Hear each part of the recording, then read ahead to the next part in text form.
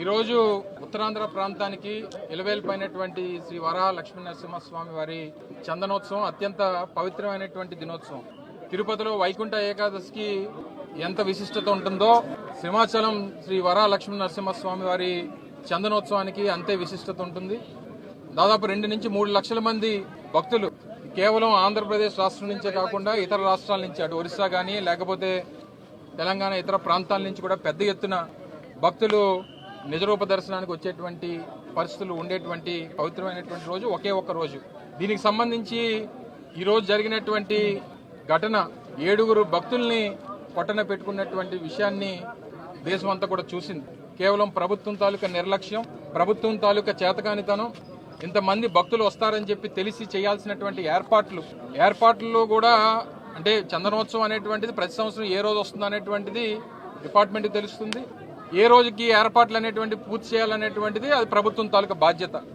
కేవలం 3 రోజుల 4 రోజుల క్రితం గోడ కట్టి దానికి కనీసం క్యూరింగ్ చేయకుండా, గోడ కట్టాల్సినటువంటి రూల్స్ అండ్ రెగ్యులేషన్స్ ఏవైతే ఉన్నాయో లేదా దానికి సంబంధించిన టెక్నికల్ ప్రొసీజర్స్ ఏవైతే ఉన్నాయో ఏవి ఫాలో అవ్వకుండా కేవలం గోడ కట్టేయాలన్నటువంటి ఉద్దేశంతో గోడ కట్టేసి క్యూరింగ్ కూడా చేయకుండా ఈరోజు నిన్న రాత్రి సహజంగా మీ అందరికీ తెలుసు ఆనవాయితీ ప్రకారం, మరి ఆ దేవుడి కృప ఏంటో తెలియదు కానీ చందనోత్సవం అంటే వర్షం అనేటువంటిది ప్రతి చందనోత్సవానికి ఆ దేవుడి లేలో ఏంటో తెలియదు కానీ ప్రతి సంవత్సరం చందనోత్సవం రోజున వర్షం పడుతుంటది ఈ ప్రాంతంలో అనేటువంటిది ఈ ప్రాంతంలో ఎవరిని అడిగినా చెప్తారు. సరే గాలి వచ్చింది, వాన వచ్చింది, ఇవన్నీ ప్రభుత్వానికి సాకుల్లా కనబడొచ్చు కానీ మీరు చేసినటువంటి ప్రక్రియలో ఆ గోడకి భక్తులకు సంబంధించినటువంటి ఈ టెంట్లు వేయడానికి, ట్రస్సులు వేయడానికి ఏదైతే ఏర్పాట్లు చేశారో ఆ క్యూరింగ్ అవునటువంటి గోడకు తీసుకుని వచ్చి ట్రస్సులన్నీ కూడా తగిలించి దానికి మేకులు కొట్టి పూర్తిగా ఆ గోడని సపోర్ట్ కింద తీసుకొని ఏర్పాట్లన్నీ కూడా చేశారు.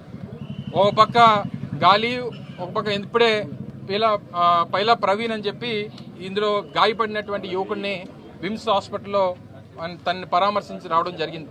ప్రత్యక్ష సాక్షి ఆ అబ్బాయిని అడిగాం, ఏం జరిగింది, ఎలా జరిగింది ఏంటి అని అంటే క్లియర్ చెప్పాడు. సార్ పెద్ద గాలి వేసింది, గోడ ఫ్లెక్స్ ఊగినట్టు ఊగింది సార్, అది ఆ చీకట్లో మాకు లైటింగ్ కూడా లేదు ఆ టైంలో, అది గోడో లేకపోతే ఫ్లెక్సో ఏంటో తెలియలేదు, కళ్ళుమూరి చేసి లోపు మొత్తం గోడ అంతా కూలిపోయింది, కిందన ఉండిపోయారు. నాకు ఏమో ఆ కుర్రోడికేమో ఐరన్ ట్రస్ ఏదైతే ఉంటుందో అది వచ్చి కాలు మీద పడిపోయి ఆ యాంకిల్ బ్రోన్ అనేటువంటిది ఫ్రాక్చర్ అయ్యింది. అంటే క్యూరింగ్ ఉన్నటువంటి గోడకు తీసుకుని వచ్చి ఆ గోడ ఇది కూడా మీరు చూస్తే ఇది కాంక్రీట్ తో సహజంగా మీరు చూడండి, మీరు ఎక్కడన్నా ఆ కొండ చర్యలు ఉన్నటువంటి ప్రాంతంలో రిటైనింగ్ వాల్ కట్టినప్పుడు కాంక్రీట్ వాల్స్ కడతారు. మీరు చూడండి హనుమంతవాక్ జంక్షన్ లో కానీ లేకపోతే ఇతర ప్రాంతాల్లో కానీ కొండవాళ్ళ ప్రాంతాలు ఎక్కడున్నా సరే కట్టాల్సినటువంటిది కాంక్రీట్ వాల్. ఇలాంటి ఫ్లై యాష్ బ్రిక్స్ తీసుకుని వచ్చి కడితే ఇది పరిస్థితి. దీని క్యూరింగ్ లేదు, మధ్యలో కావాల్సినటువంటి కాంక్రీట్ పిల్లర్స్ లేవు, క్యూరింగ్ అనేటువంటిది జరగలేదు. దానికి తీసుకొని వచ్చి ఐరన్ ట్రస్లు అన్ని కూడా తీసుకొని వచ్చి ఏర్పాట్లకు సంబంధించినటువంటివి అన్ని ఇదే గోడకి వారు కొడితే దీని నాణ్యత ఇది. ఆ చుట్టుపక్కల ఉన్నటువంటి మీరు కూడా పత్రికా సోదరులు కూడా ఉన్నారు ఇందులో, మీరందరూ కూడా దగ్గర నుంచి చూసుంటారు. ఈ పక్కన ఉన్నటువంటి ఏర్పాట్లకు సంబంధించినటువంటి ఏదైతే పెండాల్స్ ఇవన్నీ కట్టారో దీనికి సంబంధించినటువంటి సపోర్ట్ అంతా ఈ గోడ మీద పెట్టారు. సహజంగా గాలి వచ్చినప్పుడు ఏమవుద్ది, అటు ఇటు పెద్ద ఎత్తున పెద్ద గాలి వచ్చింది, ఆ ఊగింది అంతా తీసుకుని వచ్చి ఆ కొండ చర్యలతో పాటు పూర్తిగా భక్తుల మీద పడిపోయి అక్కడికక్కడే 7 మరణించారు. పాప ఆ కుటుంబ సభ్యుల తాలూకా రోదన చూస్తే వాళ్ళని ఎవరు ఓదార్చేటువంటి పరిస్థితి లేదు. 30 ఏళ్ల కుర్రవాడు, 27 ఏళ్ల ఆయన భార్య, ఆ భార్య తల్లి, వాళ్ళ మేనత్త, 2 యువకులు, అంబాజీపేటకు సంబంధించినటువంటి 2 యువకులు, ఒక స్టీల్ ప్లాంట్ లో పనిచేస్తున్నటువంటి ఒక ఎంప్లాయ్, వారు కేవలం భక్తులుగా దేవుడి దర్శనానికి వచ్చి ఆ నిజరూప దర్శనం చేసుకుందామని చెప్పి పాప రాత్రి 2 గంటలకి క్యూ లైన్లో 300 రూపాయల లైన్లో నిలబడి చేస్తే ప్రభుత్వం కనీసం బాధ్యత లేకుండా ఈ రకమైనటువంటి పనులు ఇటువంటి నిర్మాణాలు చేసినప్పుడు ఆ పక్క నుంచి లైన్ అయితే తీసుకుని వెళ్ళడానికి వీల్లేదు. సపోర్టింగ్ లేదు, క్యూరింగ్ అవ్వలేదు, నాణ్యత లేనటువంటి గోడలు కట్టి ఆ గోడ పక్కనే మీరు తీసుకుని వచ్చి క్యూ లైన్లో పెడితే మా గోడ కూలిపోయి 7 చనిపోతే ఎవరు తీసుకొచ్చిస్తారు ఆ కుటుంబాలకి? ఆ కుటుంబ సభ్యుల్ని తీసుకొచ్చేటువంటి అవకాశం ఎవరికన్నా ఉందా? ఈరోజు ఆ కుటుంబ సభ్యుల తాలూకు రోదన, ఒకే కుటుంబంలో 4 అంటే ఆ తాలూకు కడుపుకోత. దేవుడి దర్శనానికి వెళ్ళి తిరిగి పరలోకానికి కలిసిపోయారంటే దీని అందరికీ ఎవరు ఇంకా ప్రభుత్వంలో ఉన్నటువంటి పెద్దల మాటలు చూస్తుంటే అసలు ఆశ్చర్యం వేస్తూ ఉంది. దీన్ని కూడా రాజకీయం చేయాలని కాంట్రాక్టర్ ఎప్పుడు కట్టారు, ఏ ప్రభుత్వంలో కట్టారు, ఈ కాంట్రాక్టర్ ఎవరికి ఇచ్చారు, ఇదా ఈ సమయంలో రాజకీయాలు మాట్లాడడానిక?